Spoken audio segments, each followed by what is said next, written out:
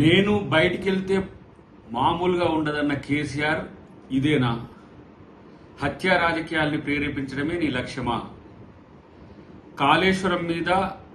కాళేశ్వరం అవకతవకల మీద మీతో పాటు హరీష్ రావు ఇతర అధికారుల మీద ఏసీబీ కేసుల్ని తర్వాత కేసులను పురమాయించినందుకే తనను హత్య చేయించిండ్రా?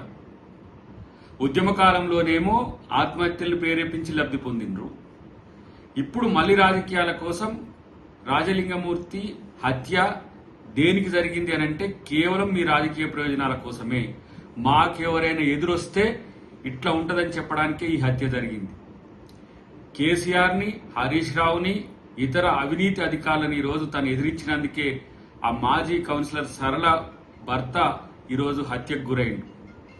నువ్వు బయటికి వెళ్తే మామూలుగా ఉండదంటే హత్య రాజకీయాలు ప్రేరేపించడానికే ఇలాంటి ప్రయత్నాలు చేస్తున్నారా? తస్మాత్ జాగ్రత్త.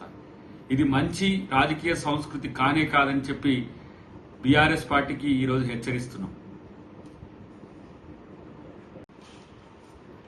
ఈరోజు గనుక కాళేశ్వరం కేసు ఫైనల్ అయ్యి తను వేసిన కేసులే కనుక చర్చకు వస్తే కేసీఆర్తో పాటు హరీష్ రావు అక్కడ ఉన్న అవినీతి అధికారులంతా కూడా జైలుకు వెళ్లాల్సి వస్తుందనే ఉద్దేశంతోనే ఈ భయోత్పాతం సృష్టించడానికే ఇలా బీఆర్ఎస్ పార్టీ చేసిన కుట్రగా మేము ఇది భావిస్తున్నాం. డెఫినెట్ గా దీనికి తగిన మూల్యం ఉంటుంది, గుర్తుంచుకోండి.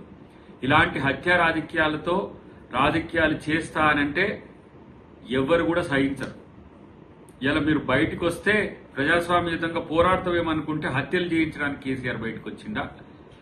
ఇలా మాట్లాడుతున్నారు చాలా మంది. ఏ విధంగా మేము ప్రభుత్వాన్ని కూల్చుతాము, ఇట్లా చేస్తాం అట్లా చేస్తామని చెప్పి ఎక్కువ మాట్లాడుతున్నారు. అంటే ఇట్లాంటి హత్యా రాజకీయాలు ప్రేరేపించడం దీనికి ఉదాహరణ అనుకోవాలనా? ఇలాంటి రాజకీయాల్ని కాంగ్రెస్ పార్టీ సహించదు, కాంగ్రెస్ పార్టీ కార్యకర్తలు సహించరు.